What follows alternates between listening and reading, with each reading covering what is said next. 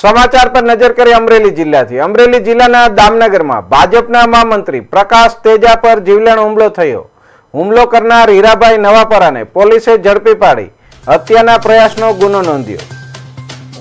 ધારાસભ્ય જનક તળાવિયાની હાજરીમાં બ્રિજના ખાતમુહૂર્ત પ્રસંગે આ હુમલો થયો હતો। અમરેલી ડીવાયએસપી ચિરાગ દેસાઈએ જણાવ્યું કે આરોપી ઝડપાઈ ગયો અને તેની સામે કાયદેસરની કાર્યવાહી હાથ ધરાઈ છે।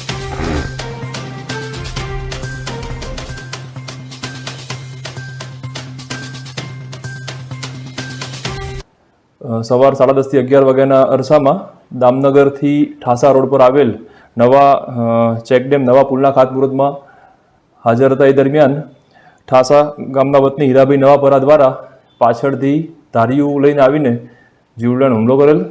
એમના પર 3 ઘા મારેલ, જેની અંદર ગંભીર ઈજા, પછી એક ટાંકા માથાના ભાગે આવેલા છે પ્રકાશભાઈને અને ફ્રેક્ચર પણ છે।